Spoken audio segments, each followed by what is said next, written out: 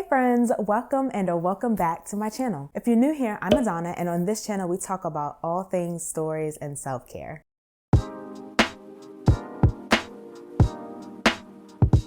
So it's March, which means it's Women's History Month. There are a lot of women in my life that I look up to, that I respect, and that I see such resilience in. And when I think about it, there are also a lot of lead characters and protagonists in books that I've read that I'm just like, damn girl, you are my hero. So today, in honor of International Women's Day on Wednesday, I'm gonna talk about 6 books with strong female characters. If you're looking for some recommendations with some strong kick-ass characters that have inner strength, that are empowering, and just such an inspiration, then you might wanna stick around to get those recommendations. The first female character that I'd like to mention is Nahir from Against the Loveless World. I think I'm saying that right. Nahir? It's a beautiful name. I hope I'm not messing it up. Now, Against the Loveless World is a blend of fact and fiction that follows a young Palestinian refugee named Nahir. We find her in solitary confinement, as she's a little bit older, and she spends her days reflecting and narrating her life's journey. She's an ordinary girl with friends and family until events happen that are outside of her control. She dreams of falling in love, and the man that she thinks loves her ends up abandoning her after a short marriage. She's then tricked into prostitution as a means of making money for her family, who is in the trenches of poverty, and unfortunately she's suffering at the hands of really unkind men. She's eventually able to travel to Palestine to file paperwork to divorce her husband, and then her life unfolds on a new path once she meets a character named Bilal. I feel like Nahir really stands out because despite the dark and really disturbing narrative, there are moments of hope and determination in the story, and you can see her trying to develop her own identity, her will to survive through the struggle, and her determination to resist and willingness to pay the price for her actions. It's a wrenching and searing novel, I'm not gonna lie, but definitely one with an incredibly strong lead character. The next book is one that doesn't just have one strong female character, but 3, and that's Tabitha Walker and her friends Layla and Alexis from Black Girls Must Die Exhausted. So Black Girls Must Die Exhausted is about our main character, our main protagonist, Tabitha, or Tabby as she goes, who is a Black woman with a plan to have it all. She has a checklist for all of the things that she wants to achieve in life, and she's just like, check, check, check, check, check, check, checking them all off. Education, check. Good job, check. Down payment for a house, check. But then she receives an unexpected diagnosis that jeopardizes the one thing she took for granted, having children. But with the help of her best friends Layla and Alexis, Tabby explores the modern medicine and tests the limit of her relationships and learns that her grandmother's age-old adage just might be true, that Black girls must die exhausted. So the reason that I chose to highlight Tabby, Layla, and Alexis is because it highlights women that have a close-knit relationship and them being at their best and supporting each other emotionally, psychologically, culturally. And honestly, it reminds me of like all of the best movies and shows from like the 90s and the 2000s. Like, remember like shows like Girlfriends or like The Game, where it's like it's a group of friends that came together and had to support each other. So this really reminded me of that relationship between women who support each other and being there for one another through tough situations. Okay, so let me just start by saying I am not an expert in Greek mythology, but when I came across this book, I knew I had to add it onto this list. And that is Circe in the book Circe by Madeline Miller. This is told over many millennia, and this book talks about our protagonist Circe, who is the daughter of Helios, god of the sun. Circe is immortal, but she turns to the world of mortals for companionship and discovers that she possesses great power, the power of witchcraft, which can transform rivals into monsters, and she could be a menace to gods themselves. She's eventually banished to a life of solitude on a desert island and makes the best of the shitty situation. In doing so, she becomes the strongest, most powerful version of herself.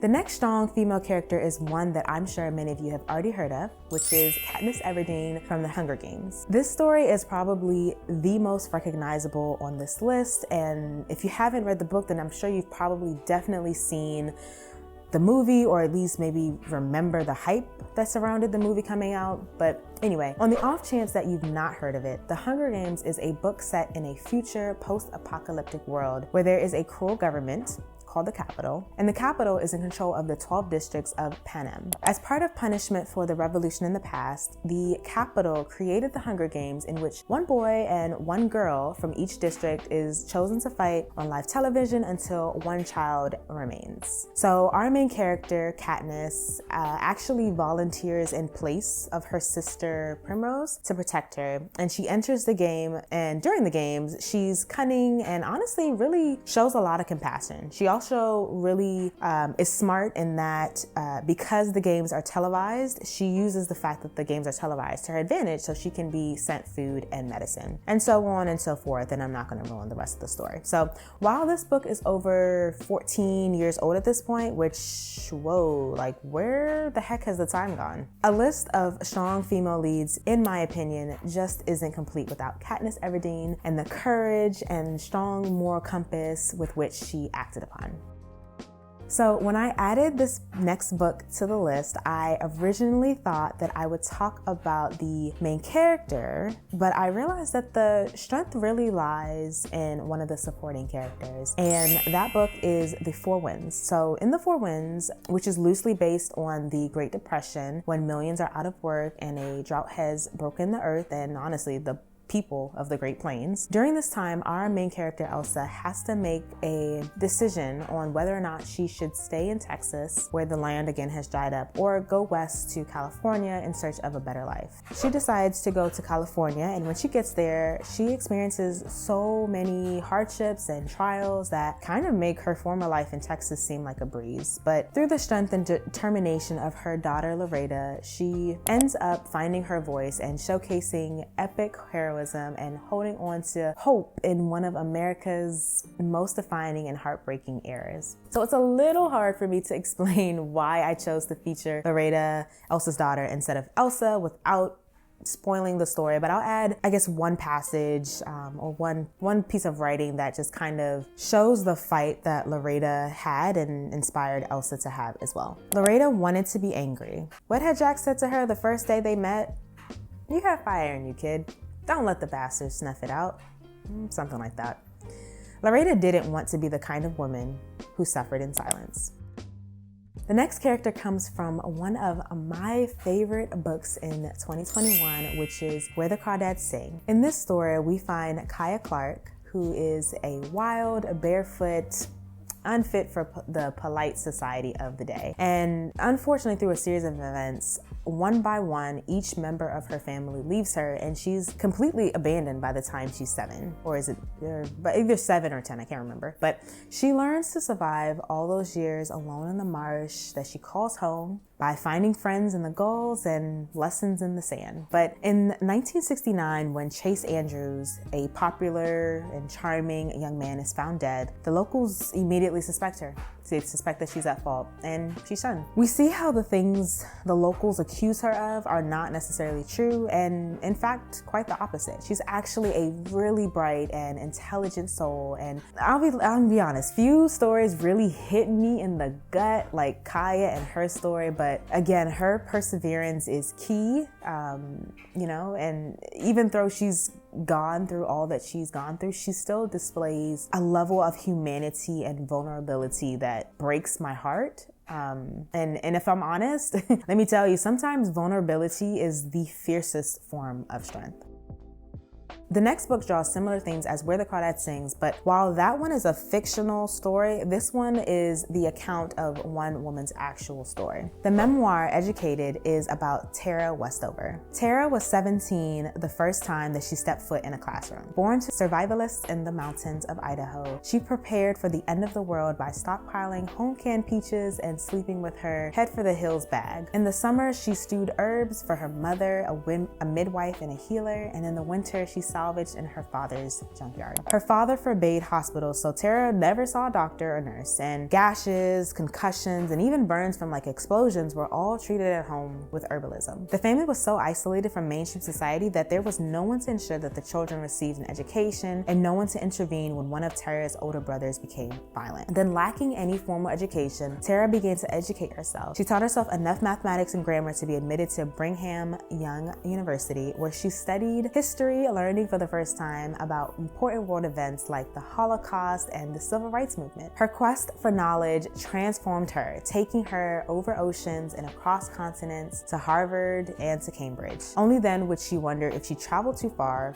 if there was still a way home. Educated is an account of the struggle for self-invention, and it is the tale of a fierce family loyalty and the grief that comes with severing the ties, the closest of ties. This universal coming-of-age story gets to the heart of what an education is and what it offers, the perspective to see one's life through new eyes, and the will to change it.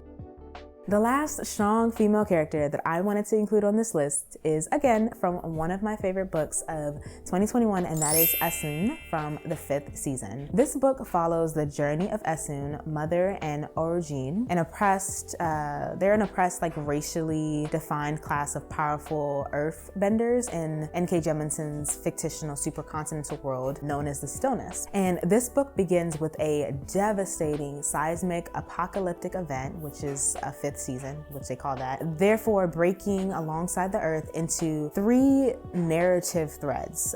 One of Demaya, a young Orogin sent to train and harness her powers in this organization called the Fulcrum, which is in the imperial capital. Senyonite, who is an older Fulcrum trained Orogin, and she's set on an imperial assignment. And then we have, again, Esun, who she's chasing her lost child and just kind of watching the world crumble around her. So this is another one where I can't really get into it without spoiling it, but there's a twist at the end that brings this whole story together in a way that really makes you admire Esun for her endurance and her continuous fighting. So that is it. Those are all of the books that, in my opinion, deserve a spot on a list where you're looking for strong female, either main characters, supporting characters. I thought that, again, just thinking about the women in my life, I can definitely see people that I love, like my own mom. I have sisters, I have cousins, girlfriends that just remind me a lot of some of these characters. And as I honor them today during International Women's Day, I think that it's